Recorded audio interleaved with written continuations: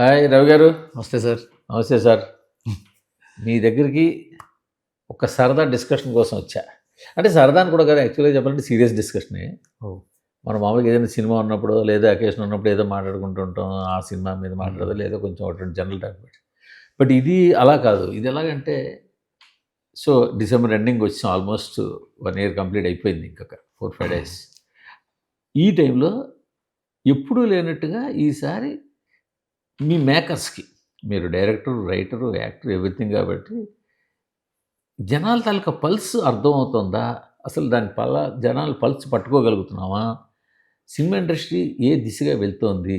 Industry అంటే means business పరంగా కాదు, అసలు కంటెంట్ పరంగా ఒక రైట్ యాంగిల్లో వెళ్తోందా? ఒక రైట్ యాంగిల్లో ప్లానింగ్ ఉంటుందా? వస్తే ఒక 15 సినిమాలు వస్తున్నాయి, లేకపోతే ఒక సినిమా కూడా రావట్లేదు. పెద్ద హీరోలు ఇప్పుడు 2 ఏళ్ళ బట్టి చూసుకుంటే పెద్ద హీరోల సినిమాలు లాస్ట్ 25లో పెద్ద హీరోల సినిమాలు చాలా తక్కువ వచ్చాయి. ప్రభాసు, చరణ్, బన్నీ గారు రాలేదు, అల్లు అర్జున్ మహేష్ బాబు గారు రాలేదు. చరణ్ వచ్చారు, బన్నీ వచ్చారు, బన్నీ రాలేదు, ప్రభాస్ వచ్చారు, చిరంజీవి గారు రాలేదు.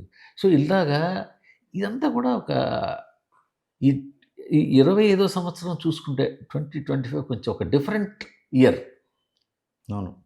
పైగా పెద్ద పజిల్ ఏంటంటే, ఒకప్పుడు ఏమనేవారు, ఫర్ ఎగ్జాంపుల్ మీడియా సినిమాలు తొక్కేస్తుందనే మాట కూడా అనేవారు. ఈ మధ్యనే చూసుకుంటే మొన్న ఆంధ్ర కింగ్ తాలూకా అనే సినిమాని మీడియా అంతా కూడా సపోర్ట్ చేసింది, బాగుందని చెప్పింది, మీడియా అంతా ఓకే అంది. అయినా కూడా జనం థియేటర్కి రాలా, మంచి సినిమా అనుకున్నారు, మేకర్లు కూడా ఆశ్చర్యపోయారు. అందుకని సో ఈ ఇష్యూ మీద కొంతతో మాట్లాడదాం అని అనుకున్నాను.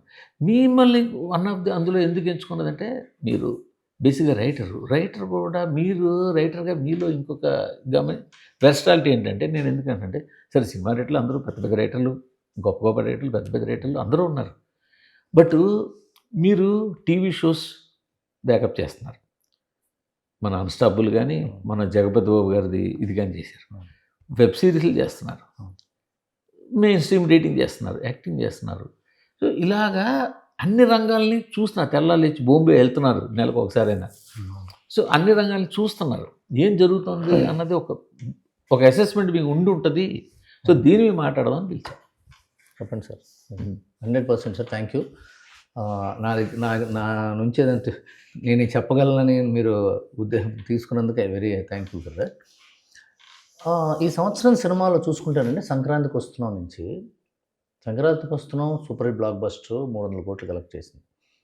అందరూ ఏమనుకుంటున్నారంటే, సంక్రాంతికి ఫ్యామిలీ సినిమాలు చూస్తారు, ఇద్దరు ఆడవాళ్ళ మధ్య నలిగిపోతే చూస్తారు, లేదా మొగుడు పెళ్ళాల మధ్య ఈ గొడవలు చూస్తారని ఒక ఫిక్స్ అయిపోయి మార్చి ఏప్రిల్ నుంచి ఆ సినిమాల కథలు రాసుకుని ఆగస్టు నుంచి అయినా షూటింగ్ మొదలుపెట్టి డిసెంబర్కి పరుగున పూర్తి చేసి రిలీజ్ చేద్దామనే ధోరణిలో ఉన్నారు. వచ్చే 2-3 సంక్రాంతుల వరకు అదే సాగుతుంది. నేను ఎందుకు ఈ మాట చెప్పానంటే, మన వాళ్ళకండి, సినిమా వాళ్ళకి, ముఖ్యంగా తెలుగు సినిమా వాళ్ళకి స్టేటస్ కో సిండ్రోమ్ అని ఒకటి ఉంది. ఎందుకంటే ఘరానా మొగుడు హిట్ అయింది అనుకోండి, అల్లరి మొగుడు, ముద్దుల మొగుడు, ఆ మొగుడు, ఈ మొగుడు, పక్కింటి మొగుడు, పైగింటి మొగుడు, పక్కలో మొగుడు, ఇట్లా తీస్తారు. అలా బుల్లోడు హిట్ అయింది అనుకోండి, ఘరానా బుల్లోడు, అల్లరి బుల్లోడు, ఆ బుల్లోడు, ఈ బుల్లోడు, సందులో బుల్లోడు అని తీస్తారు. ఇంకోటి ఏదో అల్లుడు హిట్ అయింది అనుకో, వరుసగా అల్లుడు కథలు.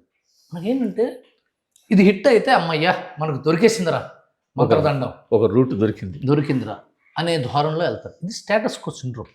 మనం ఎక్కడుంటే అక్కడే ఉండాలి. మనకి ఫోన్ పగిలిపోయినా సరే కొత్త ఫోన్ ఎందుకు మార్చుకోవడం, ఉన్నది బాగానే ఉంది కదా అని స్టేటస్ కో. దాన్ని ఏది ఎక్కడుంటే అక్కడే ఉండాలి, ఎక్కడ వేసిన గొంగళి అక్కడే ఉండాలనే ధోరణి మన వాళ్ళది. అలాంటిది ఈ మోస గొడవలో ఉండటం ప్రధానమైన కారణం గురుగారు. మన తెలుగు సినిమా స్టాగ్నేట్ అవ్వడానికి మనం లీప్స్ అండ్ బౌండ్స్గా పెరగం. తమిళనాడులో నుండి 2 రకాల సినిమాలు ఉన్నాయి. ఒకటి ఎంజీఆర్ నగరు, ఒకటి బెసెంట్ నగర్. మణిరత్నం, కే బాలచందర్, విక్రమ్ కే కుమార్, గౌతమ్ మీనన్ లాంటి క్లాస్ టచ్ ఉన్నవాళ్ళు పక్క, భారతీ రాజా, బాలు మహేంద్ర, వెట్రిమారన్, పారంజిత్ ఇలాంటి వాళ్ళు ఒక పక్క. 2 రకాల రెవల్యూషన్స్ ఉన్నాయి వాళ్ళకి. సో చూడండి మీరు సినిమాలు, 2 రకాల రెవల్యూషన్స్ ఉంటాయి. లేకపోతే కొత్తగా వచ్చేవాడు ఎంజీఆర్ సినిమాలు వచ్చేవి, రజనీ కమల్ హాసన్ సినిమాలు వచ్చేవి, గ్రౌండెడ్ రూటెడ్ లెవెల్ సినిమాలు కూడా వచ్చేవి. మనకేంటి, మన తెలుగు సినిమా దశ మొత్తం మార్చేసిన సినిమా అడవిరాముడు. అప్పటిదాకా లేనంత డబ్బుని చూసింది సినిమా అడవిరాముడు. అంతకుముందు విశ్వనాథ్ గారు, ఆదుర్తి సుబ్బారావు గారు, లేకపోతే ప్రకాష్ రావు గారు, వీళ్ళ ఫాదర్ ప్రకాష్ రావు గారు, కేఎస్ ప్రకాష్ రావు గారు, త్రిలోక్య చంద్రు, ఇలాంటి సినిమాలు వస్తుండ్రు. దాసనారాయణరావు గారు పీక్ అవుతున్న రోజుల్లో అడవిరాముడు వచ్చేటప్పటికి ఓహో పట్టేశాను రా మనం ఫార్ములా అని. ఇప్పటికీ అదే ఫార్ములా సార్. ఒక హీరో ఇంట్రడక్షన్ సాంగ్, ఒక 5-6 సాంగులు, ఓ చెల్లెలో తమ్ముడు పోవటం, ఓ రెవెన్యూ తీసుకోవటం, చివరికి వీడు వాడు కాదు వీడు ఇంకోడు అని చెప్పడం ట్విస్ట్. అది ఇంటర్వెల్లో ఉంటుంది. దాంట్లో అడవిరాముడిలో ఇతను పోలీస్ ఆఫీసర్ అని, ఫారెస్ట్ ఆఫీసర్ అని. దాన్ని కాస్త ఇంటర్వెల్కి ముందు పెడితే పోకిరి, క్లైమాక్స్ ముందు పెడితే పోకిరి, స్టేట్ రౌడీ. లేకపోతే అలాంటి సినిమా పాటలు ఫైట్లు ఉంటే సినిమా చూస్తారు.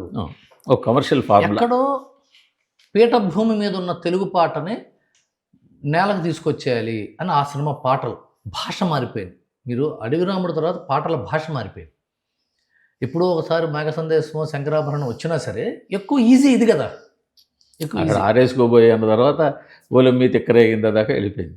ఆ తర్వాత ఇంక ఇష్టం అబ్బనే తినే దెబ్బ, మళ్ళీ అదే కాంబినేషన్. అదే ఆ తర్వాత ఇంకో చోట ఇంకోటి, అదేంటి ఆ సినిమా ఉంటుంది అల్లరి మొగుడులో సాంగ్, అబ్బా నేను కన్నా అమ్మ బాబు గుర్తొచ్చారో అబ్బా ఈ మగాడి దెబ్బ అది అద్భుతంగా అసలు ఫిక్స్ సార్.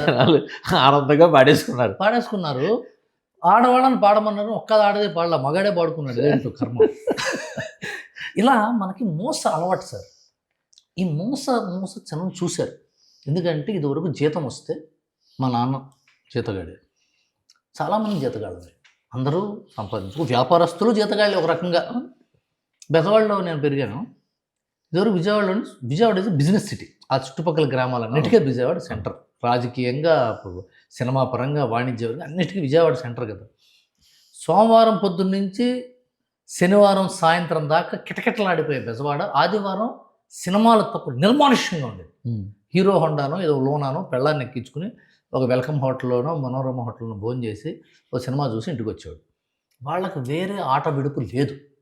అది భారతదేశం మొత్తానికి ఆట విడుపు అంటే సినిమా. ఆ తర్వాత టీవీ వచ్చింది. టీవీ వచ్చిందిరా ఇంక సినిమాలు ఆడవు అన్నారు. టీవీలో థియేటర్లో వచ్చిన సినిమాలు తర్వాత ఎప్పుడో వస్తాయి అనగానే పబ్లిసిటీతో మార్కెటింగ్తో ఇప్పుడే చూడాలంటే థియేటర్లోకి రండి, ఇది పెద్ద తెర మీద చూడాల్సిన సినిమా, అయితే అందరూ కలిసి చూడాల్సిన సినిమా అని చెప్పి టీవీ తీసుకొచ్చారు. ఏంటంటే టీవీ కూడా సినిమా మీద ఆధారపడడం వల్ల, అది సినిమా మీద టీవీ ఆధారపడడం వల్ల సినిమా కంటెంట్ తీసుకోవడం, సినిమా పాటలు తీసుకోవడం, సినిమా తాలూకా ఇవన్నీ చేయడం, అది కూడా మన తెలివితేటలు గురుగారు, సినిమా వాళ్ళు తెలివితేటలు. అంతకుముందు దూరదర్శన్లో అద్భుతమైన సీరియల్స్, సోషల్ ఇన్ఫర్మేషన్, ఎంటర్టైన్మెంట్ కలిపి ఏజో హే జిందగీ అని, ఏక్ కహాని అని, కథాసాగర్ అని, వ్యోమకేష్ బక్షి. ఇప్పుడు కథాసాగర్ వెబ్సైట్లో వెతుకుతుంటే దొరకట్లా నాకు. వ్యోమకేష్ బక్షి అని, ఇలాంటి రకరకాల బునియాద్ అని, ఇలాంటి చాలా సీరియల్స్ వచ్చేవి. ఆ తర్వాత రామాయణం భారతంతో ఇంకా వెంటరైపోయినప్పుడు వాళ్ళు ఏం చేశారు, ఆ 92, 93లో జెమినీ టీవీ, 95లో ఈటీవీ వచ్చినప్పుడు సినిమా బేస్డ్ ప్రోగ్రామ్స్, నగరంలో నేటి సినిమాలు ఈటీవీలో ఈనాళ్ళు వేసినట్టుగా ఇవాళ బయోస్కోపు, స్టూడియో రౌండప్, సినిమా పని చేసేసి మనం బతికిపోయాం సినిమా వాళ్ళు. మనం అంటే మీరు సినిమా వాళ్ళు అని నాకు. ఆ తర్వాత అండి ఆర్థికంగా విప్లవం వచ్చిన తర్వాత, ట్రావెల్ పెరిగిన తర్వాత టూరిజం కూడా ఒక ఆట విడిపోయింది. ఇదివరకు టూరిజం అంటే తిరుపతి వెళ్ళడమో, డబ్బు లేనివాడు అన్నవరం వెళ్ళడమో, ఇంకా లేనివాడు చిన్న తిరుపతి వెళ్ళడమో చేసేవాళ్ళు. లేకపోతే ఇక్కడ యాదగిరి గుట్టకో, ధర్మపురో, లేకపోతే అక్కడికి వెళ్తే బాగా పెద్ద టూర్ అది. అక్కడ ఊటీ కొడైకెనాల్ అంటే అసలు వాడు చాలా రిచ్ ఫెలో. అక్కడి నుంచి అమెరికా, సింగపూర్, బ్యాంకాక్ అనేది వాళ్ళ బెంగళూరు వెళ్ళిన థింగ్స్ అయిపోయింది. టూరిజం పెరిగింది. ఈ తర్వాత అండి మనల్ని ముసుగు తీసేసి ప్రేక్షకుణ్ణి, ఒరే నువ్వు చూస్తున్న ఇలా ఎడ్డు కట్టేవాళ్ళు చూసారా, అవునవును, అలాంటిది పీకేసిన సాధనం ఓటీటీ సార్. వాళ్ళు beautiful content, extremely great writing, ఇవి వచ్చేసినాయి. So they have a choice. డబ్బు లేనివాడు టీవీలో చూడొచ్చు, డబ్బు ఉన్నవాడు ఓటీటీలో చూడొచ్చు, లేకపోతే టూరిజంకి వెళ్ళొచ్చు. సినిమా ఒకప్పుడు ఒకే ఆట విడుపు, ఇప్పుడు just one of the many alternatives. And costly అయిపోయింది, వెరీ కాస్ట్లీ. జగన్మోహన్ రెడ్డి గారు అప్పుడు టికెట్లు తగ్గిస్తే మన వాళ్ళందరూ వెళ్ళి కాదు ఇది రేటు కాదన్నారు. కానీ ఇవాళ చాలామందితో నేను డిస్ట్రిబ్యూటర్స్, ఎగ్జిబిట్స్ వాడదా అదే బెటర్ సార్, థియేటర్కి వచ్చేవాళ్ళు. ఇప్పుడు 99 రూపాయలు పెట్టాడు బన్నీవాస్ అన్నారు, వచ్చారుగా. రాజు వెట్స్ రాంబాయ్, ఈటీవీ నితిన్ వాళ్ళు, సాయి కృష్ణ వాళ్ళు చేశారు కదా ముందు సినిమా లిటిల్ హార్ట్స్ వచ్చారుగా. అవును. అది ఇప్పుడు ఏమైంది, అదొక పబ్లిసిటీ మెటీరియల్ అయిపోయింది. తక్కువ రేటుకి ఇస్తాం, సరసమైన కథలకు ఇస్తాం. కొన్నాళ్ళకి 1+1 ఆఫర్ ఇచ్చిన ఆశ్చర్యం లేదు. సో ఒకటెక్కడ కొన్ని కపుల్స్ రండి. కపుల్స్ రావచ్చు, మీరు మీ గర్ల్ ఫ్రెండ్తో రావచ్చు, ఇంట్లో చెప్పం కూడా పెట్టదు బోర్డు, మనం చెప్పలేం. అలా వచ్చేసిన తర్వాత సార్ ఇప్పుడు మళ్ళీ థియేటర్కి వస్తే ఏం చూపిస్తున్నాం మనం, ఈ మోసాన్ని పెచ్చలోంచి బయటపడితే తప్ప, ఇది ఎంతోమంది చెప్తుంటారు, మళ్ళీ మళ్ళీ చరివిత చరణం, ఈ మోసం మాత్రం పిచ్చికి పని చేస్తున్నారు సార్. బాలకృష్ణ సినిమాలు సుమోలు వేసాను సార్ అంటాడు ఒకడు, అమ్మని అమ్మడు సుమోలు వేసాడంటే మనం రేంజ్లో వేసేద్దాం అంతే తప్ప దేనికి సుమోలు వేసాడు, ఎందుకు అంత చేయాల్సి వచ్చింది, అంత పీక్ ఎమోషన్ ఏమొచ్చింది, ఒకరిని చంపడానికి ఎంత కోపం. ఒక మనిషి చంపడం ఈజీయా సార్. ఓటీటీలో ఒక మనిషిని చంపడం ఒక ఎపిసోడ్ తెస్తాడు, అరగంట సేపు చంపాలా వద్దా, ఆత్మ శోధన, లేకపోతే గిల్ట్ డ్రివెన్ ఎమోషన్స్. ఇది ఎమోషన్స్ అన్నీ ఉండవు సినిమా. కసక్ నేను విలన్ని అంటాడు ఇంట్రడక్షన్, మన విలన్స్ అంతే కదా. జనానికి అది ఇల్లాజికల్గా అనిపిస్తుంది sir. Logic based emotion, all emotions are logical నా ఉద్దేశంలో.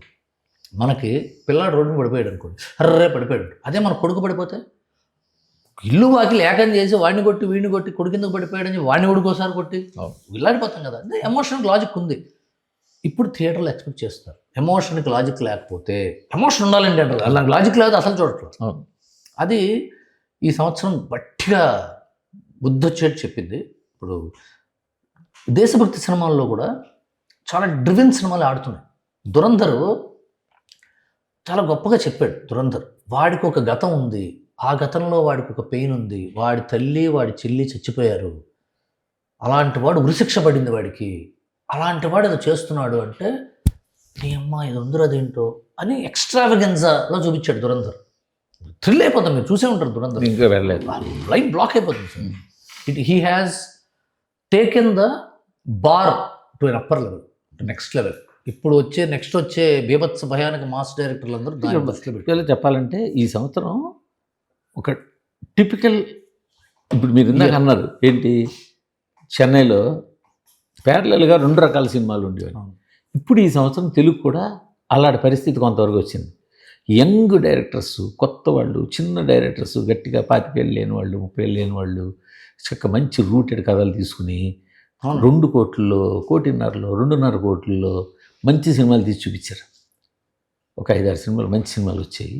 సక్సెస్ తాలూకు పారామీటర్ని పక్కన పెట్టండి, మంచి సినిమాలు వచ్చాయి, ఇవన్నీ వచ్చాయి. అందులో కొన్ని బ్లాక్ బస్టర్స్ అయ్యాయి, కొన్ని పర్వాలేదు వచ్చాయి. బట్ అదే టైంలో పెద్ద సినిమాలు వచ్చాయి. పెద్ద సినిమాలు మీరన్నట్టు సంక్రాంతి వస్తున్నారు లాంటి, మీరన్న 3 పెళ్ళం గొడవలు, ఇలాంటి 2 అమ్మాయిలు, అది 300 కోట్లు పే చేసాయి.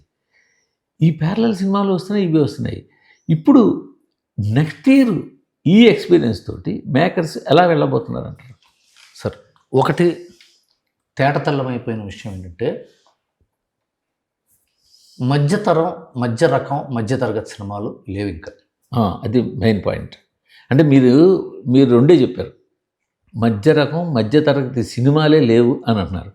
కానీ కనిపిస్తున్న ఫోర్సెట్ చూస్తుంటే మధ్య రేంజ్ హీరోలు కూడా కష్టకాలంలా కనిపిస్తుంది. అదే సార్ మీరు అంటారు కదట, 100%. ఎందుకంటే వాళ్ళ కష్టకాలం అంటే వాళ్ళు బాగా యాక్ట్ చేయాలని కాదు, వాళ్ళ సినిమాలు ఆ బడ్జెట్ వాళ్ళకి సూట్ అయ్యేలా నైదర్ దేర్ నార్ హియర్ అన్నట్టు ఉన్నారు సార్. అది neither there Nar here situation ఎందుకు వచ్చిందంటే, ఈ మధ్య మిడ్ రేంజ్ హీరోలు చాలామంది they always want to grow up, next లెవెల్కి వెళ్దాం అనుకుంటారు కదా.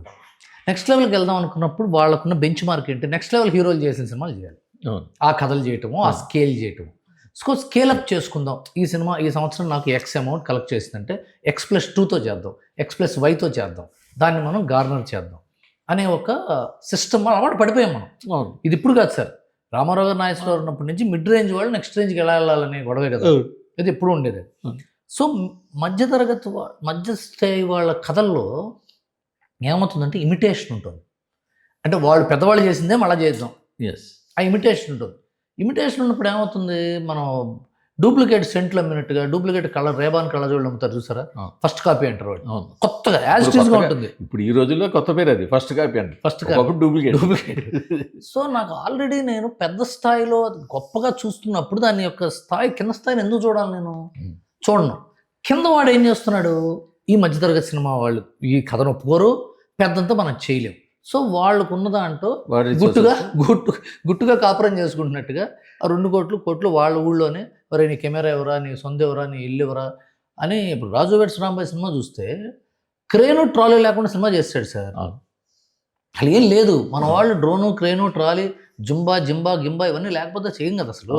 అది ఇప్పుడు కొత్తగా డ్రోన్ లేకపోతే అసలు చేయలేకపోతున్నాం. అసలు డ్రోన్ లేకపోతే చేయలేము. మన రామ్ గోపాల్ వర్మ గారు సీన్ తీశాడు, ఇంటీరియర్లో డ్రోన్తో తీశాడు sir scene. Interior mind blowing అది ఒక బెంచ్ మార్క్ అవుతుంది scene. So coming back to that, so చిన్న సినిమాల వాళ్ళకి కథే బలం. దాసనారాయణరావు గారు చిన్న సినిమా బతకాలి అని అనుకుంటాం కానీ ఎవరు చేయడు సార్. ఇప్పుడు చిన్న సినిమాలు కూడా చూడండి మీరు, ఎవరెవరు వాడినాయి. ఈటీవీ వాళ్ళు సపోర్ట్ చేసిన లిటిల్ హార్ట్స్ రాజు వెడ్స్ రాంబాయ్ ఆడినాయి. గీతా ఆర్ట్స్ వాళ్ళు సపోర్ట్ చేసిన కమిటీ కుర్రాళ్ళు ఇంకోటి ఏదో ఆడింది, ఆయ్ ఆడింది. వీళ్ళు ఇప్పుడు మొత్తం బదలరా 2 చేశారు. ఆ తర్వాత మైత్రి వాళ్ళు చేశారు చిన్న సినిమాలు అండి. నాగవంశీ చేసిన టిల్లు 2 మ్యాడ్ స్క్వేర్ ఆడినాయి. టిల్లు అండ్ మ్యాడ్ 1 మ్యాడ్ 2 ఆడినాయి. దిల్ రాజు గారు చేసిన బలగం ఆడింది, అంటే బలగం బిఫోర్ లాస్ట్.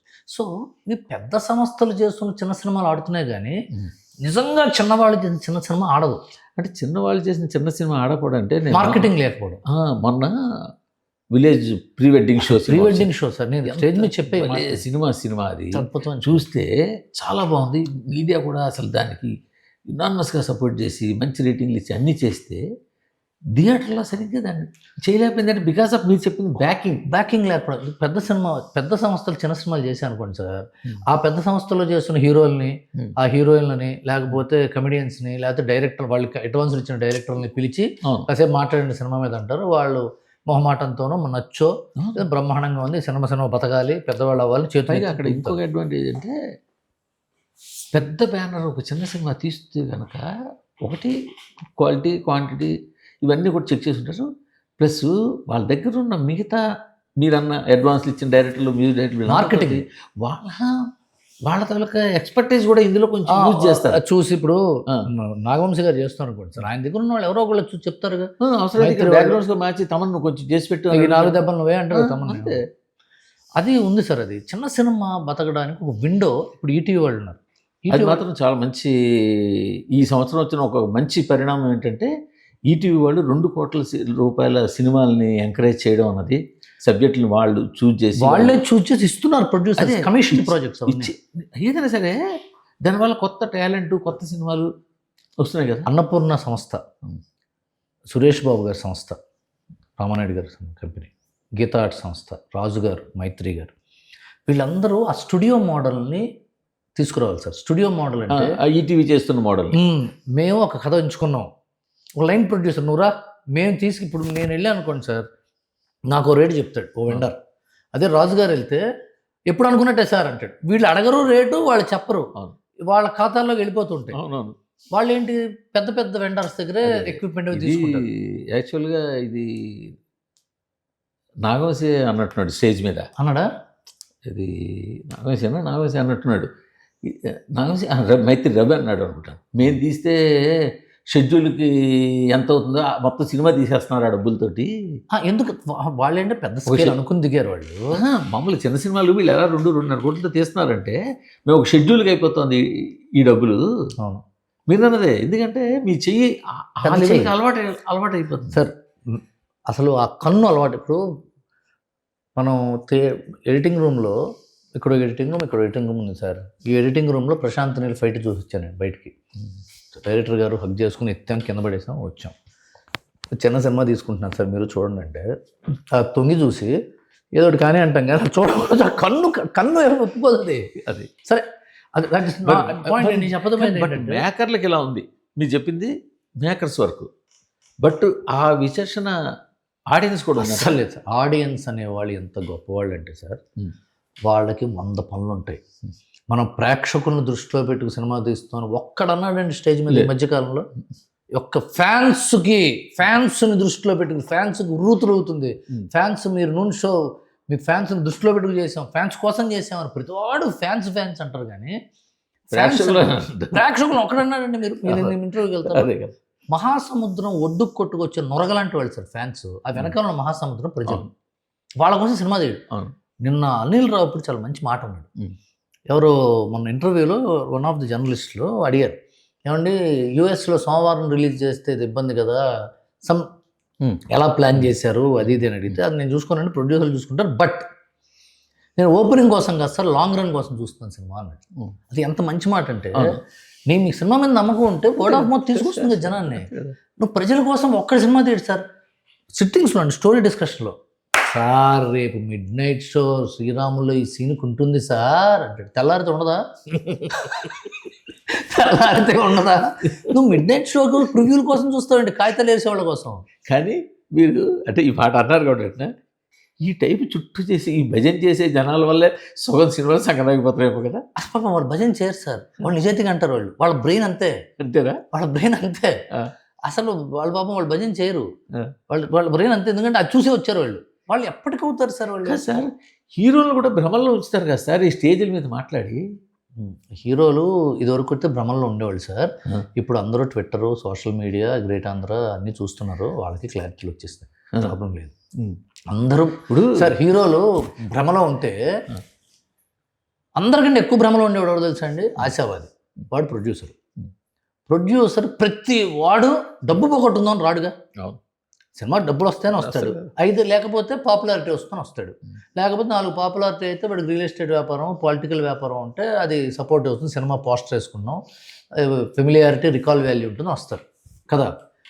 ఈ ఆశావాద ప్రొడ్యూసర్లకి ఉన్న ఏకైక చాలామంది ప్రొడ్యూసర్లు ఎందుకు వెళ్ళిపోతున్నారంటే సార్, సంస్థలు ఉంటున్నాయి, ది ఇండిపెండెంట్ ప్రొడ్యూసర్స్ వాళ్ళకి జడ్జిమెంట్ లేక వెళ్ళిపోతున్నారు. వాళ్ళకి ఏంటంటే సినిమా పిచ్చ. చిరంజీవి గారు పక్కన నేను, మహేష్ బాబు గారు పక్కన నేను, ఆ సినిమా కామెడీ రాళ్ళపల్లి సీన్ లాగా పక్కన నేను అనే పిచ్చలో చాలామంది కొట్టుకుపోతున్నారు సార్. శ్రవంతి రవికిషోర్ గారు అట్లా ఉంటాడా? ఆయన సినిమా అయినా తీయడు, కానీ సినిమా తీసి పోగొట్టుకోవడానికి ఇష్టపడ్డాను. అది సెన్స్ ఆఫ్ ఏ వ్యాపారం అయితే సార్, డబ్బుల కోసం పోగొట్టుకోవడం కోసం వ్యాపారం ఎందుకు చేయాలి సార్? కమింగ్ బ్యాక్ టు ప్రేక్షకులు అండి, ప్రేక్షకులు ఎంత క్లియర్గా ఉన్నారంటే సార్, వాళ్ళకి నచ్చితే చూస్తున్నారు, నచ్చకపోతే చూడట్లేదు, పైగా పక్కన వాడికి చెప్తున్నారు, రే దొరికిపోతారా లోపలికి వెళ్తే అంటున్నారు. వాళ్ళకున్న మాధ్యమం సోషల్ మీడియా. వాళ్ళకి ఇప్పుడు నాకు మీకు ఫోన్ నెంబర్ లేదు సార్, మీకు నాకు ఈమెయిల్ ఐడి లేదు సార్. నేను మీకు చెప్పాలంటే నేను గాలిలో వదులుతున్నా, మీరు గాలిలో తీసుకుంటారు, అదే సోషల్ మీడియా కదా. బాబోయ్ ఎన్ని చూస్తుంటారు మీరు ట్విట్టర్లో కానీ, ఇన్స్టా కానీ, ఫేస్బుక్లో కానీ, క్లౌడ్ చాటింగ్ ప్లస్ యూట్యూబ్లో సార్. మొన్న మా తెలిసిన ఒక అతను ఒక ఛానల్ పెట్టాడు, జర్నలిస్ట్ జమదగ్ని అని పెట్టాడు. నేను అడిగా, జర్నలిస్ట్ జమదగ్ని అంటే ఏంటి నాయన అంటే, అగ్నిపర్వతంలో క్యారెక్టర్ పేరు జమదగ్ని, అందుకు పెట్టాను. అతను పెడుతున్న టీవీలు రివ్యూలు ఎవరిష్టం వాడితే, అతనికి హిట్టర్ లైక్లు, డిస్లైక్లు, తిట్టేవాళ్ళు, పొగిడేవాళ్ళు ఈ రోజులు అందరూ. సో ఇది ఇప్పుడు ఆడియన్స్కి తెలిసిపోతుంది సార్. పొద్దున సినిమా రిలీజ్ అయ్యి, ఇవాళ ఏంటి మనం అతి తెలివితేటలతో పొద్దున్న రిలీజ్ చేస్తే అమెరికాలో మనకంటే ముందు రిలీజ్ అవుతుంది, దాన్ని కౌంటర్ చేయాలంటే ముందు రోజు సాయంత్రం రిలీజ్ చేయాలని పెట్టుకుంటున్నాం కదా. ముందు రోజు సాయంత్రం చేయడం వల్ల నూనె షోలు ఫుల్ అవట్లేదు సినిమా. ఇక్కడ చీదేసింది అనుకోండి, రాత్రంతా కూర్చొని ప్రపంచం రిస్క్ అది. అది people are now very clear sir. నచ్చితే అది హీరోనా, హీరోయిన్నా, ఎవడ, కొత్త, పాత, అక్కడక్కడ వాడ, ఇక్కడ ఏ భాష. ఇందాక మనం అనుకున్నాం మాట, మిడ్ రేంజ్ అనేది తగ్గిపోతుంది సినిమాల్లో మీద అయితే కింద జనాన్ని. దానికి సబ్సిక్వెంట్గా మనం అనుకున్నది మిడ్ రేంజ్ హీరోలకి దానివల్ల ప్రాబ్లం వస్తుంది. అంటే వాళ్ళ వల్ల ప్రాబ్లం కాదు, మిడ్ రేంజ్ సినిమాలు తగ్గిపోవడం వల్ల మిడ్ రేంజ్ హీరోలకి సినిమాలు తగ్గిపోతున్న పరిస్థితి. ఇక్కడ దీన్ని ఇంకోగా ఇంప్లిమెంట్ చేస్తే ఎలా ఉంది తెలుసండి, కిందన అయితే ఎక్స్ట్రీమ్ హిట్, లేకపోతే ఎక్స్ట్రీమ్ ఫ్లాప్, గాయం, యావరేజ్ సినిమా మాయమైపోయింది. ఇదివరకు ఏమని ఒక వర్డ్ వాడేవాళ్ళు పూర్వం రోజుల్లో, ఏమని ఒకసారి చూడొచ్చురా, అది ఒకసారి చూడొచ్చు అనే పదం ఉండేది. ఎందుకంటే అప్పుడు టైం ఉండేది, ఒకసారి చూడడానికి టైం ఉండేది సార్, లేదు. అప్పుడు అలాగే ఒక్కో సినిమా 4 సార్లు 5 సార్లు రిపీట్గా చూసిన దాంతో ఉన్నాయి. వేరే ఎవెన్యూ లేదు కదా అప్పుడు, లేవు మనకి ఎవెన్యూ లేదు. అప్పుడు నచ్చితే ఎన్నిసార్లు చూడొచ్చు, అందుకని ఒకసారి చూడొచ్చు అంటే అర్థం ఏంటి, మొత్తం చూడకుండా లేదు సినిమాని. ఏ సినిమా కూడా చూడక్కర్లేదురా అని కూడా కాదు, ఒకసారి చూడొచ్చు, ఒకసారి చూడొచ్చు అని కూడా. అంతేకాదు అంటే ప్రాబ్లం ఉండేది కదా, ఒకసారి అని చూడొచ్చు అని. బట్ ఇవాళ అసలు ఒకసారి చూడొచ్చు అనే పదం పోయి లేదు కదా. చూడాలా వద్దా, అంతే. చూడాలంటే థియేటర్ ఓటీటీ చూడాలి, ఒకసారి చూడొచ్చు అనేప్పుడు ఏమంటున్నారు తెలుసా, ఒకసారి చూడొచ్చు అంటే ఓటీటీ వచ్చేది చూద్దాం అంటున్నారు. అదే దాని ప్లేస్లో ఇది వచ్చింది. అవును, ఆ ఒకసారి కూడా చూడక్కర్లేదు అనుకుంటే ఓటీటీలు కూడా చూడట్లేదు. ఉమ్. రెండోసారి చూడొచ్చు అంటే ఓటీటీలో రెండోసారి చూస్తున్నారు. ఉమ్. రెండోసారి 4-5 సార్లు చూద్దాం అనుకున్నాడు, ఓటీటీలో చూస్తాడు, టీవీలో చూస్తాడు, వెయిట్ చేస్తాడు. బట్ ఈ విషయంలో ప్రేక్షకులు మెర్సీలెస్గా తయారయ్యారు కదా. అసలు మెర్సీలెస్ లేదు, ఎప్పుడు మెర్సీలెస్ చేస్తారు. ప్రేక్షక దేవుళ్ళని మనం ఏదో వాళ్ళని హారతలు పడడం అంటాం కానీ వాళ్ళు ఎప్పుడు ప్రేక్షకులే, వాళ్ళు మళ్ళీ మనుషులే కదా. ఇప్పుడు నేను రైటర్ని సార్, నేను ఇంకో సినిమా ప్రేక్షకుడే కదా. అంతే. మీరు జర్నలిస్టు, మీరు బయటకు వెళ్తే ప్రేక్షకుడే కదా. అసలు ప్రేక్షకులు మళ్ళంటి వాళ్ళే. అంటే మరీ అసలు కట్టుగా తిరగొడుతున్నారు కదా సార్ సినిమాల్ని. అసలు ఇదివరకు యావరేజ్లు ఎందుకు వచ్చేవంటే మౌత్ టాక్ స్లోగా స్ప్రెడ్ అయ్యేది. ఇప్పుడు గంటలో స్ప్రెడ్ అవుతుంది వైరస్ లాగా. పటక్ అందరూ తెలిసిపోతాం కదా. ఒకప్పుడు ఏంటి, ఒక ఊళ్ళో రిలీజ్ అయ్యి పక్క స్టేషన్కి వెళ్ళేవి కదా. కొన్ని సినిమాలు చూస్తుంటే ఫస్ట్ వీక్ అవ్వకుండానే థియేటర్లో 4,000 5,000 కలెక్షన్ వస్తుంటే ఇంత దారుణంగా ఎందుకు తిరగొట్టారు ఈ సినిమాని, ఏంటి వాడిన రీజన్, ఇంత దారుణంగా తిరగొట్టారేంటి అనిపిస్తున్నాయి కొన్ని సినిమాలు. భరించలేకపోతున్నాను సార్ లక్షల సినిమాలు కూడా. ఇప్పుడు ఓటీటీ వచ్చింది. OTT has money muscle. ఒక 20 సురేష్ బాబులు ఉన్నంత బలం ఉందిగా ఒక ఓటీటీ కంపెనీకి, ఉంటుందిగా. ఎందుకంటే వాళ్ళకి శ్రీరంలో corporate company worldwide presence ఉంటుంది. They have penetrated in a very very intelligent way. వాళ్ళు బ్లడ్ బాత్ ఫస్ట్ 10 ఏళ్ళు వాళ్ళు డబ్బులు పోగొట్టుకున్నారు సార్. పోగొట్టుకుని మొత్తం కబ్జా చేశారు. ఒకటి అంటే సార్, అమెజాన్ వాడు స్టార్టింగ్లోనే ఇండియా మేము 10,000 కోట్లు ఇన్వెస్ట్ చేయడం సిద్ధంగా ఉన్నాం. ఆ 10,000 కోట్లు మనకి ఎంత ఇస్తారని వెళ్తుంటాం మనం. పైడ్ పైపర్లా పట్టేసుకున్నారు. తర్వాత కాంపిటేటర్లు అందరినీ చూశారు కదా ఓటీటీ. ఇప్పుడు జియో హాట్స్టార్ అంటే అన్నీ ఒకళ్ళు కంపెనీ, ఆ కార్పొరేట్ వరల్డ్ మన తెలుగు సినిమా ప్రొడ్యూసర్లకి అంత అర్థమవుతూ అంత నాలెడ్జ్ ఉండదు మనకి. ఎందుకంటే మనం అందరం ఏంటంటే సినిమా ప్యాషన్ మీద వచ్చి సినిమాలు తీయటం. ఒక అరవింద్ గారు, సురేష్ బాబు గారు లాంటి వాళ్ళు, ఒక మ్యాంగో రామ్ లాంటి వాళ్ళు, వాళ్ళకి కార్పొరేట్ నాలెడ్జ్ ఉంది. They studied law, they studied movement in the companies. Shyamprasad Reddy garu, they understand. వీళ్ళు మనమే మిగతా వాళ్ళు ఏంటి, డబ్బు తీసుకొచ్చి సినిమా తీసి అందరితో చప్పట్లు కొట్టుకుని నందేవాడు తీసుకుని ఇంట్లో పెట్టుకుంటాం అంతేగా మ్యాక్సిమం, లేదా షీల్డ్ పెట్టుకుంటాం. అదొక ఒక వరవడికి అలవాటు పడిపోయాం మనం. లేకపోతే పెట్టేబేడ సర్దేసి వెళ్ళిపోవటం. మన బాపీ కూడా బాగా అలవాటు చేసుకుంటున్నాడు, కార్పొరేట్ లాంగ్వేజ్ అంతా బాగా స్టడీ చేస్తున్నాడు. So every one will have to learn it. By the time will learn we will lose something in the process. ఈ ఓటీటీ వాళ్ళు వచ్చి sir, they are deciding the release date, they are deciding the casting, they are releasing the pricing, they are deciding the pricing. మన సినిమా తయారు చేసేసి వాళ్ళ దగ్గర తీసుకెళ్తే కొనాలా వద్దా వాడు డిసైడ్ చేస్తాడుగా. అప్పుడు త్రోనవే ప్రైజ్ కమ్మాలి. సినిమా వాళ్ళు పండించే రైతుల్లా తయారయ్యారు. యాజ్ ఇట్ ఈజ్ ఓటీటీ వాళ్ళు మార్కెట్ యార్డ్లో తయారయ్యారు. మార్కెట్ యార్డ్కి వీడు పండించిన టమాటాలు పచ్చిమిర్చి తీసుకెళ్తే వాడు 5 రూపాయలు కొంటా, 4 రూపాయలు కొంటా అంటాడు. మనం మద్దతు ధరల కోసం అడగాలి. ఇప్పుడు కనీసం మద్దతు ధర సినిమాలకి వాడు పెట్టారు. ఇప్పుడు అర్థం చేసుకోవాలి సార్, కనీసం మద్దతు ధర పెట్టారు, మనం అర్థం చేసుకోవాలి. బేస్ ప్రైస్ అని ఒకటి పెట్టారు ఎవరు కొత్తగా ఈ మధ్యన. కనీసం ఈ సంవత్సరం అదొకటి మొదలైంది, ఎప్పటి నుంచో ఉంది, ఇప్పుడు బయటపడింది మొన్న గొడవ వల్ల. అసలు వాళ్ళు చేసిన అతి తెలియని అని నాకు అనిపిస్తుంది. చెప్పండి సార్, మొదటి సినిమాలు కొంటున్నప్పుడు వీళ్ళు అమ్ముతున్నప్పుడు బాగానే ఉంది, వాడు కూడా శుక్రవారం రిలీజ్ చేస్తున్నప్పుడు వీళ్ళు అబ్జెక్షన్ చేయాల్సింది సార్.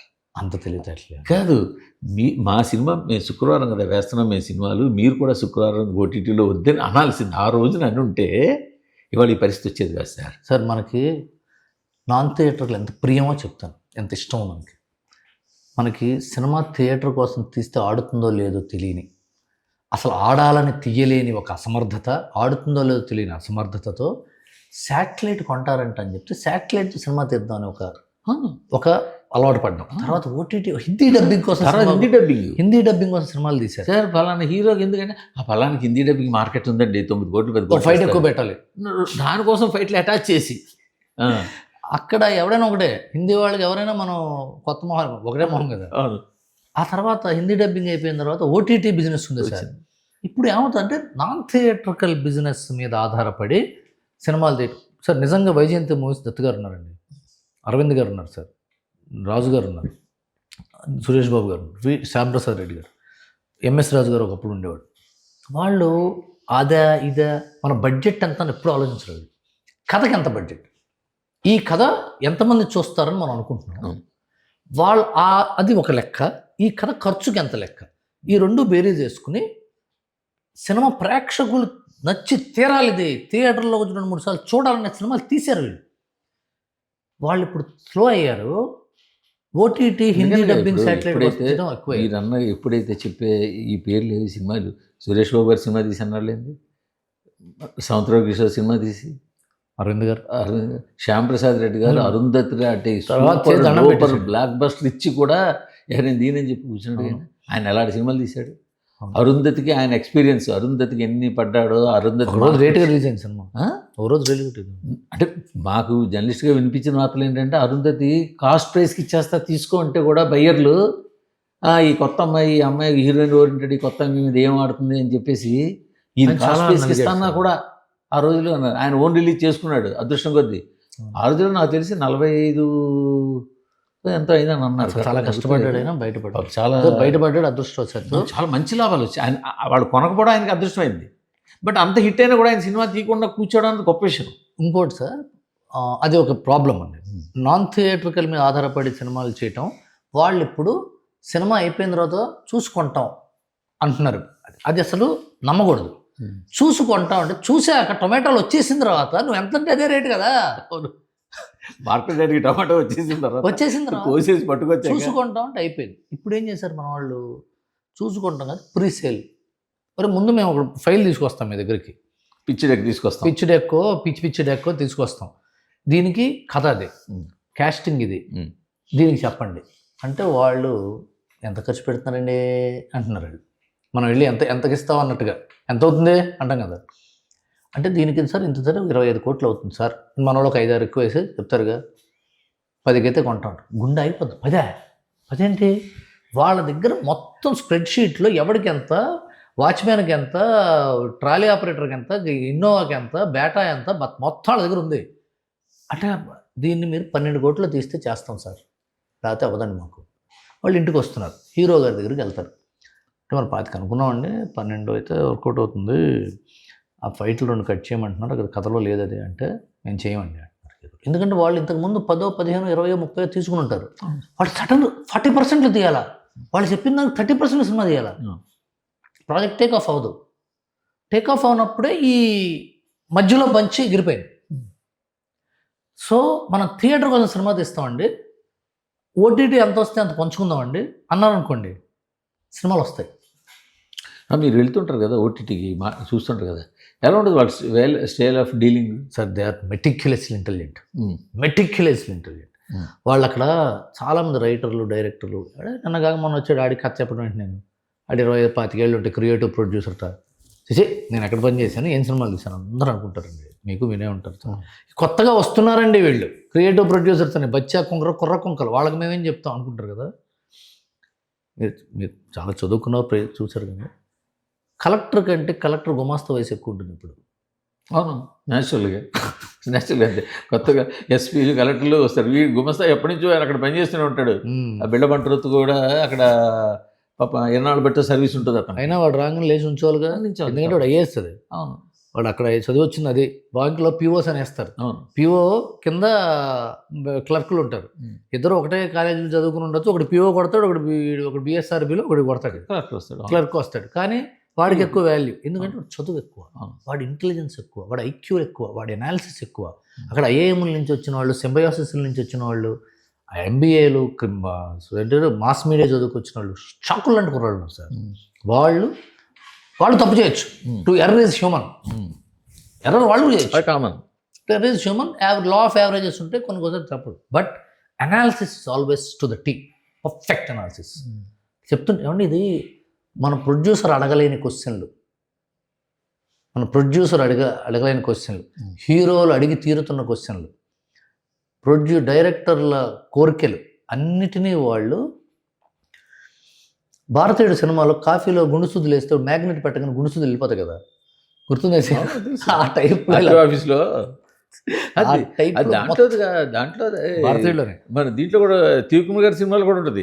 ఆమె గుడిసు తెస్తే మొత్తం దాగేసి వెంకటేశ్వర గుడిసు పక్కన పెడతాడు. ఈ కోరికలన్నీ, ఈ మోహాలన్నీ తీసి పక్కన పెట్టి కథ చెప్పండి అంటున్నారు. మనం సార్ శ్రీరాముల్లో ఈ సీన్కి అవి ఉండవు, కథ చెప్పండి అంటారు. కథ చెప్పమంటే చాలా భయం సార్, కష్టం, చిన్న పని కాదు అది. ఎందుకంటే దాంట్లో పాటలు తీసేయాలి, ఫైట్లు తీసేయాలి, లవ్ ట్రాక్లు తీసేయాలి, విలన్ ఇంట్రడక్షన్లు తీసేయాలి, విలన్ కుహన కామెడీలు తీసేయాలి, కథ చెప్పాలి. అవును, బేసిక్ కథ చెప్పాలి. అది చెప్పమంటే మనకు కష్టం కదా. విలన్ ఉంటాడని చెప్పాలి, కానీ ఇక్కడ మన వాళ్ళు ఇక్కడ మీకు తెలుసు కదా, ఇక్కడ కథలు ఎలా చెప్తారు, హీరో ముందు సౌండ్స్తో చెప్తారు కదా, ఎపిసోడ్స్ చెప్తారు. ఇక్కడ ఎపిసోడ్స్ సౌండ్తో కూడా రీరికార్డింగ్తో చెప్తారు. ఆ పాపంలో నాది కూడా, ఆ తెలా పాపం తడా పిడికడ, ఆ పిడికి నాకు ఉంది, అందువల్ల మీ అందరూ కథలు చెప్పుకుంటే రీరికార్డింగ్తో కాదు చెప్తారు. అదే టప్ ఫట్ అంటాం కదా, అక్కడ రాసి ఉండి అంటారు, రాసింది అంటే సౌండ్ ఉండదు కదా. సో బ్రిలియంట్గా వాళ్ళు అనలైజ్ చేస్తున్నారు సార్. అప్పుడు పైగా డబ్బు వాళ్ళ దగ్గర ఉంది, చచ్చిన రాజు వాడు, వాడికి తెలివి ఉంటే ఏంటి లేకపోతే ఏంటి, వాడు చెప్పింది వినాల్సిందే కదా మరి. ప్లస్ తెలివైన వాడు, అది వాడు అలెగ్జాండర్ లాగా వచ్చి కూర్చున్నాడు సార్. అందరూ చాలా తెలివైన వాడు, చాలా మంచి మంచి ఓటీటీలో ఎనాలిటికల్గా మాట్లాడు చాలామంది ఉన్నారు. మనం అది నమ్మం, ఎందుకంటే మనం రుచించదు, వాళ్ళు రిజెక్ట్ చేస్తుంటే. రిజెక్షన్ తీసుకోలేం కదా, మీరైనా నేను కూడా తీసుకోలేను. రిజెక్షన్ హర్ట్ చేస్తుంది మన హ్యూమన్ నేచర్. సో ఇప్పుడు అదొక సమస్య. చాలా నేను ఇందాక మీకు చెప్పాను కదా ఇందాక సార్, మన వాళ్ళు గ్రహించలేని ముప్పు ఏదైనా ఉంటే ఫ్రైడే రిలీజ్ అంటాను సార్ నేనైతే. నా పర్సనల్ ఒపీనియన్. ఓటీటీలో చాలా ఎక్కువ ఉంది అది. నేను చెప్పిందంటే వాడు స్టార్టింగ్లో ఫ్రైడే వేస్తుంటే మనం ఫ్రైడే వేస్తాం సినిమా కాబట్టి ఆడు ఫ్రైడే వేస్తున్నాడు అనుకున్నారు. బట్ ఇవాళ ఎలా తయారైందంటే, ఇంత పబ్లిసిటీ చేసాం, ఇంత ప్రీ రిలీజ్ భారీగా చేసాం, ఇన్ని ఇంటర్వ్యూలు ఇచ్చాము, చేస్తున్నాము, సినిమాకి ఓపెనింగ్ తగలేదని ఎందుకు పడబడుతుంటే, అదే రోజు బాహుబలి 2 వేస్తాడు. ఒక 4 వారాల క్రితం వచ్చేస్తాడు, 4 వారాల క్రితం వచ్చేసిన మ్యాగజైన్లో ఈ వారం ఓటీటీ సినిమాలు అని లిస్ట్ చేస్తున్నాడు. అవును, డైలీ పేపర్లో ఈ వారం ఓటీటీ సినిమాలు దొంతరుంటుంది, దీంట్లో దానికోసం ప్రత్యేకంగా వెబ్సైట్స్ వచ్చాయి. సో జనాలకి ఫ్రైడే నాడు ఏ సినిమా అన్నది ఒక క్లారిటీ వచ్చేస్తుంది ఓటీటీలో. సో ఇంకెక్కడ వెళ్ళట్లేదు. ఆ ఫ్రైడే రిలీజ్ ఎందుకు మనం ఇంకెప్పుడు కట్ చేయలేమంటారా? పాసిబుల్ సార్, ఎందుకంటే దట్ ఈస్ మీరు సినిమా వాడికి ఇస్తున్నప్పుడు నువ్వు 2 నెలలు వేసుకుంటే వేసుకో, కానీ నాకు ఫ్రైడే వేయకూడదు, నేను కొన్నాం అనేటప్పుడు ఇండస్ట్రీ ఇప్పుడు ఏమవుతుంది సార్, ఇండస్ట్రీ అంతా తీర్మానం చేసి మన సినిమాలు ఏవి ఫ్రైడే రిలీజ్ అయితే ఒప్పుకోకూడదు, మిగతా 2 నెలలు వేసుకుంటే 3 నెలలు వేసుకుంటే ఆదివారం వేసుకోవాలి, సోమవారం వేసుకోవాలి. I want to break this point. Industry అంతా అంటున్నారు, ఇండస్ట్రీ అంటే అంతా కాదు, ఎవడింట్లో వాడే ఇండస్ట్రీ. యూనిటీ అనేది భ్రమ. ఎందుకుంటుంది సార్ యూనిటీ అంటే? ఇది కాటేజ్ ఇండస్ట్రీ అంటారు, బిగ్ ఇండస్ట్రీ. ఇండస్ట్రీకి ఉండాల్సిన నార్మ్స్ ఏమీ లేవు సార్. వీళ్ళకి ఉన్న ఇండస్ట్రీ అనేది అని చెప్పడానికి ఒకే ఒక లేబర్ కమిషన్ ప్రివ్యూలోకి రావటం ఇది, అంతకు తప్ప every individual is making his own product. And 4 వారాల తర్వాత వచ్చే శుక్రవారం నాకు ఇంకో సినిమా రాదు, ఇంకోటి సినిమా వస్తుంది. ఇంకో సినిమా నాకేంటి సార్, అందరి సినిమాలు ఎఫెక్ట్ అవుతున్నాయి, అందరి సినిమాలు ఓటీటీ వల్ల, ఫ్రైడే నాడు వల్ల అందరూ ఓపెన్ కాబట్టి సినిమా తీసే నాటికి తడిసి మోపిడి అయిన తర్వాత వాడు రేపు వేసుకుంటా అంటే ఏంటి, ఎల్లుండి వేసుకుంటా అంటే, ముందు నా సినిమా గట్టెక్కాలి సార్. అసలు ఇంపాసిబుల్ అది రావటం, ఇంపాసిబుల్. వాడు ఏం చేస్తాడు, సినిమా రిలీజ్ చేద్దా, నా సొంతంగా తీసుకున్న వెబ్ సిరీస్ రిలీజ్ చేస్తే ఏం చేస్తావు? ఆ వెబ్ సిరీస్లో సూపర్ స్టార్స్ ఉంటారు. హిందీలో ఆల్రెడీ షాహిద్ కపూర్, అజయ్ దేవగన్ వీళ్ళందరూ చేస్తున్నారు కదా. తెలుగులో ముందు చూపుతో నాగ చైతన్య గారు, వెంకటేష్ బాబు గారు, రాణా గారు, వీళ్ళు ముగ్గురు చేశారు. మిగతా వాళ్ళు కూడా they will follow the story చేస్తారు. ఎందుకంటే వాళ్ళ ఆర్ట్ ఎగ్జిబిట్ చేసుకోవడానికి ఏ ప్లాట్ఫామ్ అయితే ఏంటి, తోలుబొమ్మలాట నుంచి నాటకం నుంచి స్క్రీన్ వచ్చినట్టుగా వస్తారు. ప్రాబ్లం లేదు. కాలక్షేపం కోసం రైతులు పంట పండించిన తర్వాత ఖాళీగా వాళ్ళకి సాయంత్రం అయిపోయిన తర్వాత, పొగలలో పొలంలో ఉంటారు కానీ సాయంత్రం తర్వాత పొలంలో ఉంటారు కాబట్టి కళారూపాలు పుట్టాయి.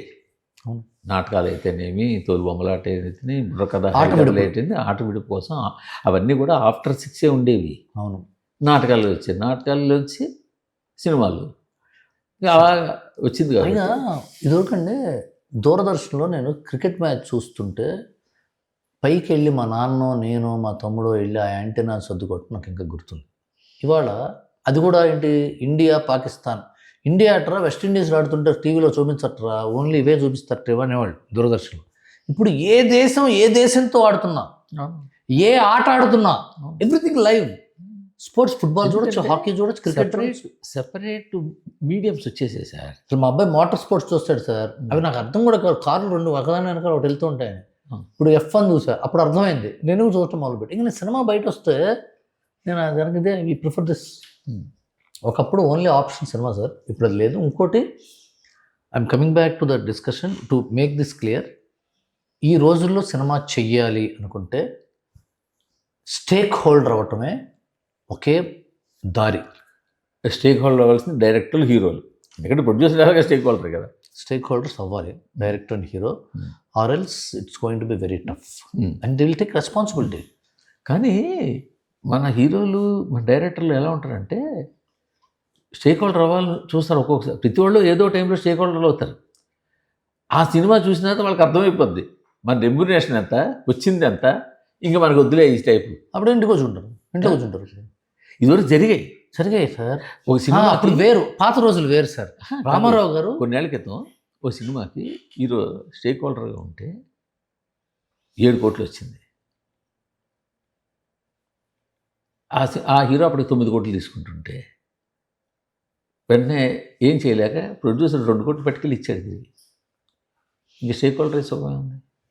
ఇప్పుడు మారినాయి సార్, కాలం మారింది. ఇప్పుడు సార్ డార్విన్ సిద్ధాంతం sir, struggle for existence, survival of the fittest.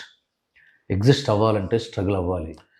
చాలా మంది నేను చూసాను, చాలా మంది ఫిట్గా ఉంటే సర్వైవల్ ఫైట్. స్టేక్ హోల్డర్గా ఉండి వదిలేశారు. మళ్ళీ ఒకసారి చాలా సార్లు డైరెక్టర్లు మారిపోయారు. చాలండి మా వల్ల కాదు, ఇది మేము చూసుకోలేకపోతున్నాను, ఏదో మాయమని ఏదో చదువుకున్నాను. గమ్మత్ ఏంటంటే ఆయన డినై చేస్తాడేమో నాకు తెలియదు. సురేందర్ రెడ్డి గారు ఏజెంట్ సినిమాకి స్టార్టింగ్ స్టేక్ హోల్డరే.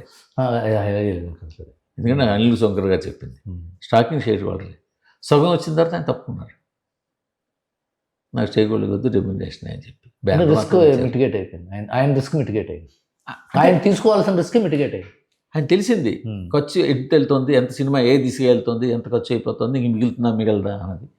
సో ఇట్లా చాలా మంది ట్రై చేశారండి, చేయకూడలేదు. ఇంకా అది రామారావు గారు సార్ చాలా చిన్న వయసులో ప్రొడ్యూసర్ అయ్యాడు. పెద్ద రామారావు ఆయన ప్రొడ్యూసర్ చేసుకున్నాడు. చేసిన తర్వాత ఆయన బ్రిలియంట్ పర్సన్ కాబట్టి ఆయనకు అర్థమైపోయింది.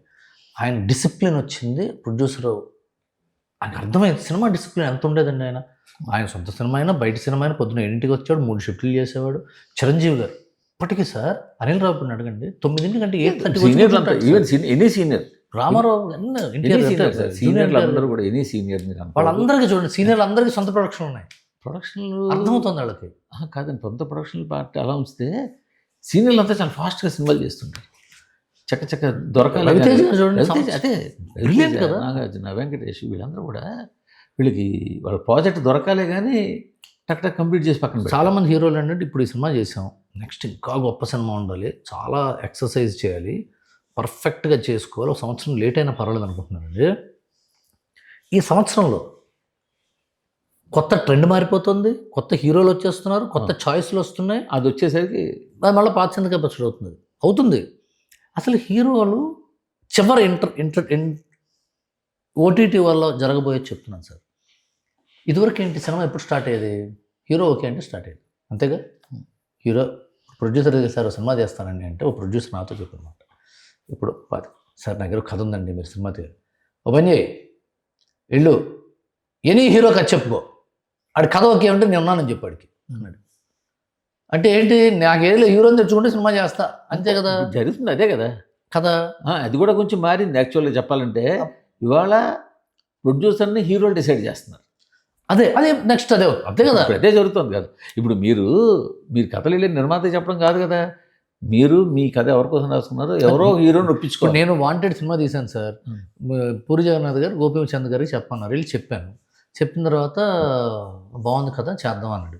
సార్ బాపీ చేస్తా అంటున్నాడు సార్ నాతో అన్న. లేదు నాకు చెప్తాను నేను అని ఇంకోటి, ఆయన సొంత ప్రొడక్షన్ అది ఆయన ఉండేది కదా, ఆనంద్ ప్రసాద్ గారి కంపెనీ భవ్య క్రియేషన్స్ చెప్పాడు ఆయన. సరే ఆయనకి వాళ్ళకి రిలేషన్ ఉంది, బాగుంది, but I didn't have any problem చెప్తున్నా. ఇప్పుడు జరుగుతుంది ట్రెండ్ అదే కదా, అదే ట్రెండ్. ఇప్పుడు ట్రెండ్ లేదంటే 5-6 లైన్లో ఉంటారు సార్, ఒక్కో హీరోకి 3-4 ప్రొడ్యూసర్ లైన్లో ఉంటారు. ఇప్పుడు ట్రెండ్ ఏంటి చెప్పనా సార్, రాబోయే ట్రెండ్. ఇంతకు ముందు దాకేంటి, hero first entry into the project, నేను కథ తీసుకుంటున్నా, ఫస్ట్ ఎంట్రీ కదా, ఎంట్రీ అయిన తర్వాత మిగతా వాళ్ళ ప్రొడ్యూసర్ వస్తాడు, ఆ తర్వాత వాళ్ళు వస్తారు కదా. రాబోయేది ఏంటంటే hero will be the last entrant into the project, hero will be the last entrant into the project. Okay, ఎందుకంటే the film is going to be decided by corporate company like OTTs. వాళ్ళు కథ okay చేసిన తర్వాత budget ఏంటి అంటున్నారు, budget వేసిన తర్వాత ఈ కథకి ఇంత బడ్జెట్, దీన్ని రికవర్ చేయాలంటే ఏ హీరో బాగుంటారు? వాళ్ళ హీరోలు దగ్గర సార్ మొత్తం రెడీ సార్ చేస్తారా? నెక్స్ట్ ఒకళ్ళు చేస్తే వాడికి పొగరనుకోవచ్చు, మొత్తం అన్ని కంపెనీలు అదే చేస్తే. బ్రాడ్ స్టూడియోస్ ఉన్నాయి సార్ హాలీవుడ్లో, ఇది 30-40 ఏళ్ళ నుంచి ఉంది. స్టూడియోస్ వాళ్ళు స్క్రిప్ట్ రెడీ అయిన తర్వాత they will scout for talent అంటారు వాళ్ళు యాక్టర్ని. బ్రాడ్ పిట్, టామ్ క్రూజ్, వాళ్ళకి అర్థమైపోయి వాళ్ళ ఎగ్జిస్టెన్స్ కోసం వాళ్ళే ఒక కంపెనీ పెట్టుకుని వాళ్ళు కథ రెడీ చేసుకుని స్టూడియో దగ్గరికి వెళ్ళి మీరు ఓకే అంటే మేము ఈ ప్రొడక్షన్ మీకు చేసిస్తాము, లైన్ ప్రొడక్షన్ మేము చేస్తాము అని వాళ్ళ ఎగ్జిస్టెన్స్ కోసం వాళ్ళు మారారు, వాళ్ళకి స్టేక్ హోల్డర్స్ అయ్యారు. సో సరేనయ్యా నువ్వు నీ కంపెనీ కదా, నీ పేరేంటి బ్రాడ్ పిట్టా, నీ పరిస్థితి ఏంటి, నువ్వు ఎంత తీసుకుంటావు అంటే అదే సార్ నేను సొంతంగా చేసుకుంటాను మిగిలింది. సరే నువ్వు ఒక 50% చేసుకో, వరల్డ్ వైడ్ నీకు ఇంత ఉంది కదా నీ లాభం, నేను ఆ ఎగ్జిక్యూటివ్ ప్రొడ్యూసరు వాళ్ళు వీళ్ళు తల 10 తీసుకుంటాం అంటే ఓహో వాడు ఓకే అంటున్నాడు. Hollywood is running by this Bollywood, Salman Khan films, Ajay Devgan films, Shahrukh Khan company, పెద్ద హీరోలందరికీ ప్రొడక్షన్ కంపెనీస్ ఉన్నాయి. వాళ్ళు ఏం డబ్బులు పెట్టరు. బట్ మన దగ్గర మాత్రం బ్యానర్లు ఓన్లీ నామకే వస్తేగా. లేదు తీసుకో అంటే మారిపోతుంది సార్, మారిపోతుంది. నామకే వస్తే ఎలా బ్యానరు, రెమ్యూనరేషన్ ప్లస్ షేర్ మన దగ్గర. అదే సార్ ఎలా ఉంటుందంటే నా రెమ్యునరేషన్ నాకు ఇచ్చేసేయి, పార్ట్నర్షిప్లో నాకు ఇంత మా బ్యానర్ దగ్గర డేట్లు ఉన్నాయి, ఆ డేట్లకి ఎంత ఇవ్వి మళ్ళీ. ఎందుకంటున్నారు హీరోలు తప్పు కాదు అది, ప్రొడ్యూసరు సినిమా తీస్తాం, నేను హీరో మూర్తి గారు మీకే డేట్స్ షేక్ హ్యాండ్ ఇస్తే మూర్తి గారు రవి డేట్లు ఉన్నాయని చెప్పి XYZ వాళ్ళ దగ్గర డబ్బులు తీసుకొచ్చి పెడుతున్నాడు, వడ్డీ వేస్తున్నాడు. చివరికి షీటు డైరెక్టరు హీరో కూర్చొని ఎంత అయింది సార్ సినిమాకి అంటే ఇంత అయింది సార్, ఇంత అయింది, వడ్డీ ఎంత అయింది, వడ్డీ ఏంటి సార్ అంటే అదే కదా సార్ మనం వడ్డీ తీసుకుని కదా చేయాలి సినిమా.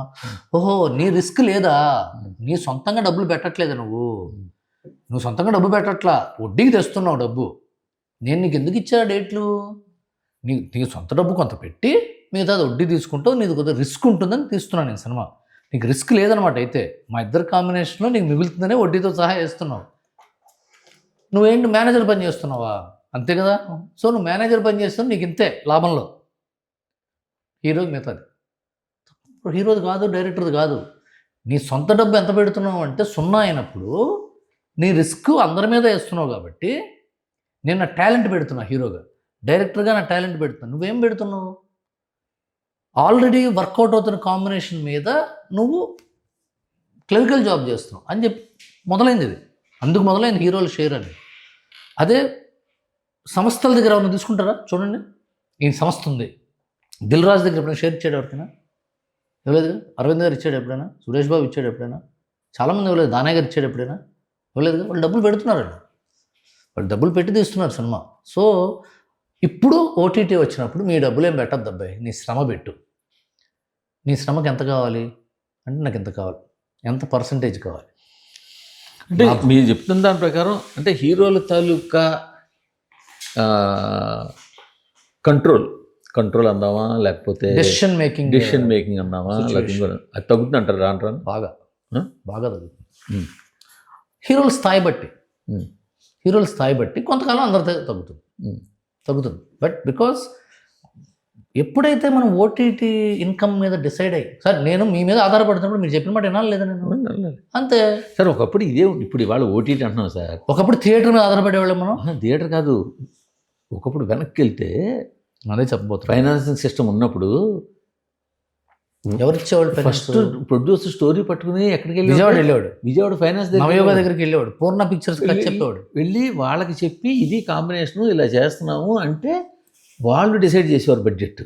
సార్ చిరంజీవి గారు మెగాస్టార్ అయింది ఎందుకో తెలుసా సార్, ఆయన చెప్పారు, మీ దీని ఇంటర్వ్యూలో చెప్పినట్టున్నారు, నేను తర్వాత నాకు ఒకప్పుడు కథ పట్టుకుని బెజవాడ వెళ్ళి సర్కార్ ఎక్స్ప్రెస్లో బెజవాడలో దిగి నవయుగ హోటల్లోనో జగపతి ఇంటర్నేషనల్లోనో రూమ్ తీసుకుని ఆఫీసులకు వెళ్ళి నవయుగ డిస్ట్రిబ్యూటర్సో లేకపోతే లింగమూర్తి గారు లక్ష్మీ ఫిలిమ్సో వీళ్ళ దగ్గరికి వెళ్ళి కథ చెప్తే, ఈ కథ అతన్ని పెట్టుకోండి చిరంజీవిని, అతను బాగా చేస్తున్నాడు, జనం వాళ్ళకి వస్తున్నారు, అతనైతే నీకు ఇంత ఇస్తా డబ్బు, డిస్ట్రిబ్యూటర్స్ డబ్బుతో సినిమా స్టార్ట్ అయ్యేది. అప్పుడే కదా ఇంత స్టార్ ఫైనాన్షియల్, అక్కడ ఫైనాన్షియల్ నుండి స్టార్ట్ చేశారు. పైగా నాకు బాగా గుర్తు, అడ్వాన్స్ ఇచ్చేవాళ్ళు డిస్ట్రిబ్యూటర్లు. ఒక షెడ్యూల్ అయిపోయిన తర్వాత రీల్ తీసుకొచ్చి ఫుటేజ్ చూపించాలి. ప్రసాద్ ల్యాబ్లో ప్రొజెక్షన్ వేసి ఆ షెడ్యూల్ అంతా చూసిన తర్వాత వాడు సెకండ్ ఇన్స్టాల్మెంట్ ఇచ్చేవాడు. యాస్టీజ్ ఇప్పుడు అంతే జరుగుతుంది సార్. ఓటీటీ జరుగుతుందా? ఓటీటీ వెబ్ సిరీస్లో అలా వెబ్ జరుగుతుంది. సిరీస్ అదే మరి. సినిమా బొమ్మ చూపించే అదే సార్ నీతి ఎందుకు చెడగొట్టావు, నేను వేసిన కర్టెన్ ఏంటి, నువ్వు చెప్పి స్క్రిప్ట్లో కర్టెన్ కలర్తో సహా ఉండదు. కర్టెన్ కలర్, టేబుల్ ఎలాంటి టేబుల్, ముందే ఫోటోలు తీసుకెళ్తాం, ఈ లొకేషన్లో తీయటం ఓకేనా మీకు? Okay sir. ప్రొడ్యూసర్ దొరికి అదే చేసేవాడు కదా సార్. నేను రాజుగారి సినిమా కంపెనీ ఎన్నో సినిమాలు చేశాను కదా, ఆయన లొకేషన్ వచ్చి చూసేవాడు. Same sir. ఒకప్పుడు ఆ షెడ్యూల్ చూసి ప్రసాద్ ల్యాబ్లో వేసి వీడు అన్న బాగానే తీస్తున్నాడు, మన ఇచ్చే డబ్బులు ప్రాబ్లం లేదు అన్న తర్వాత సెకండ్ ఇన్స్టాల్మెంట్ ఇచ్చాడు. యాక్చువల్గా ఒకప్పుడు హౌసింగ్ ఫైనాన్స్ కూడా అలాగే ఉండేది. అవును, ఎందుకంటే ఇప్పటికీ ఒకప్పుడు హౌసింగ్ ఫైనాన్స్ ఒక స్లాబ్ పడిన తర్వాత కొంచెం ఇంకో స్లాబ్ పడ్డాక అపార్ట్మెంట్ కొంటూ కదా. అలా కానీ ఇప్పుడు ఏం చేస్తాడు, ఫస్టే వాడు సేమ్ చేస్తే మొత్తం అమౌంట్ వాడికి ఇచ్చేస్తున్నాడు. కావాలి లేదు లేదు లేదు, అంటే వాడు డ్రా చేసుకోవచ్చు. కాదు కాదు, బిల్డరు ఇప్పుడు ఎలా చేశారంటే సార్, అది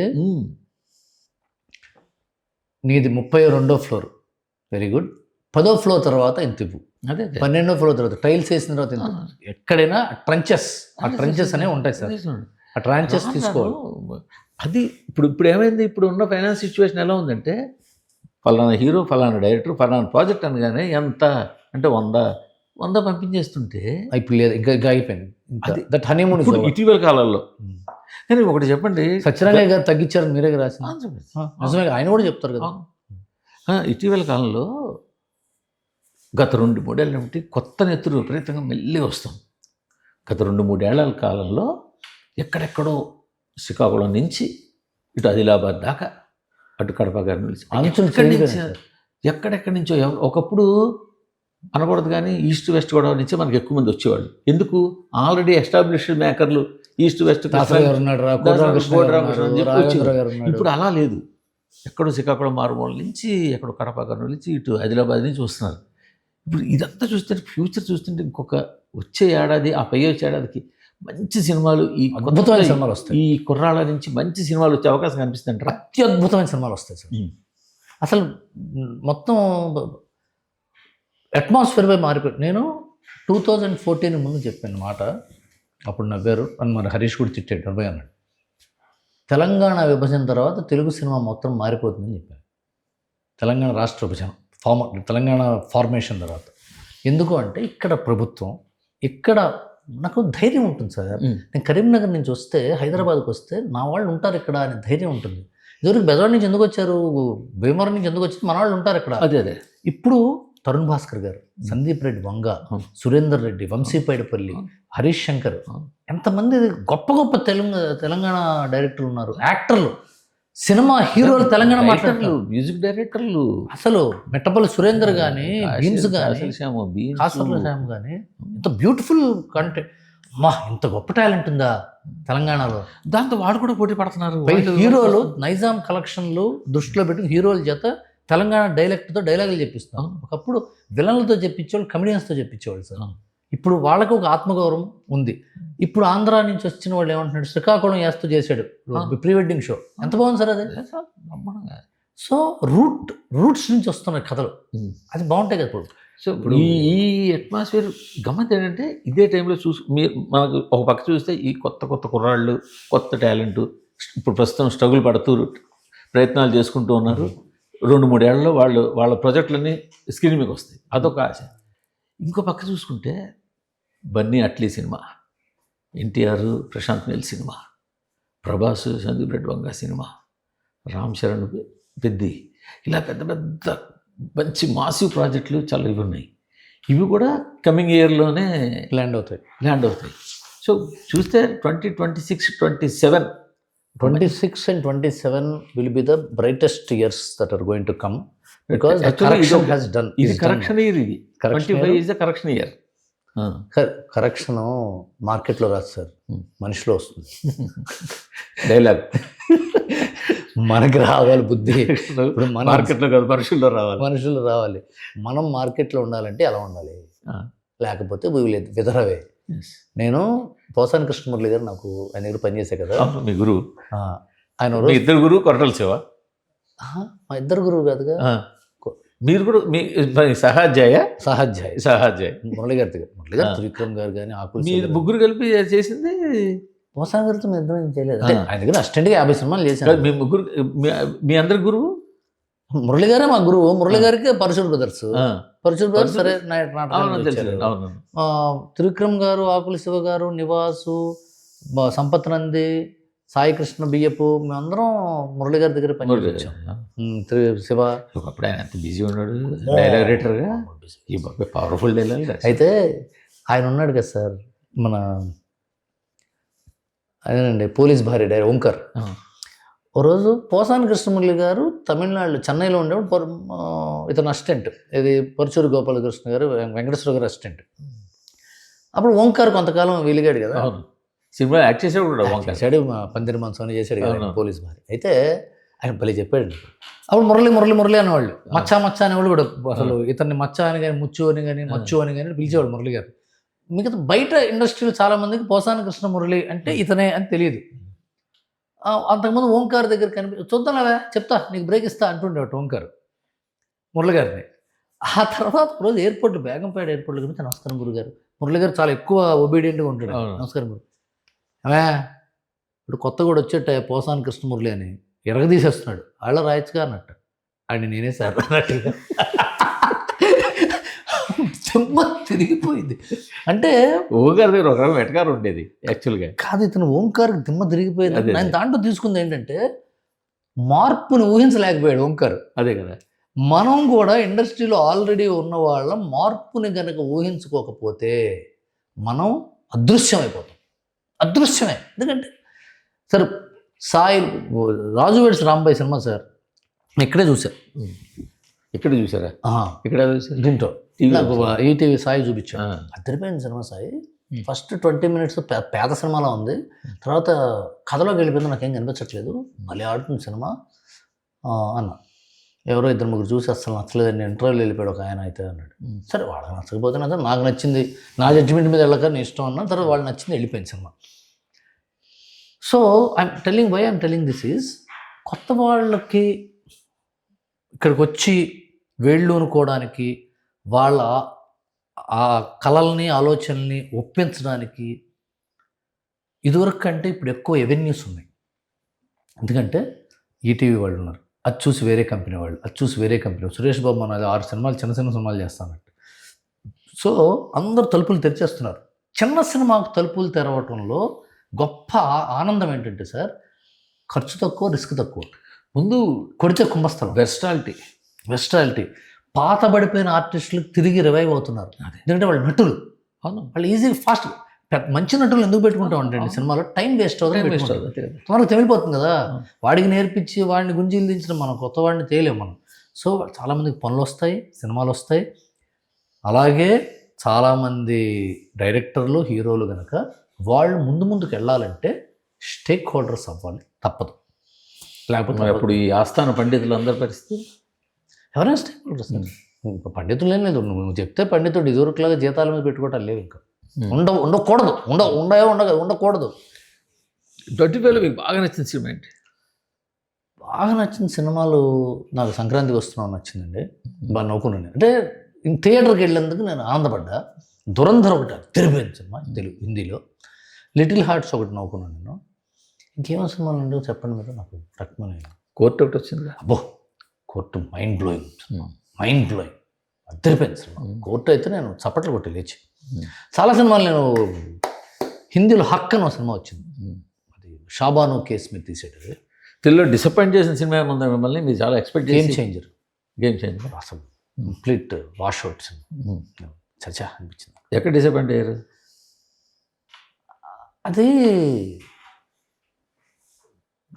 అంటే శంకరు, రామ్ చరణ్, దిల్ రాజు ఈ కాంబినేషన్కి డిసప్పాయింట్ అయ్యారా? చెప్తాను. స్టేటస్ కో సినిమా అన్నా కదా, ఒకటి మనకి కుదిరింది అనుకోండి అలాగే తీద్దామని చాలామంది అనుకుంటారు.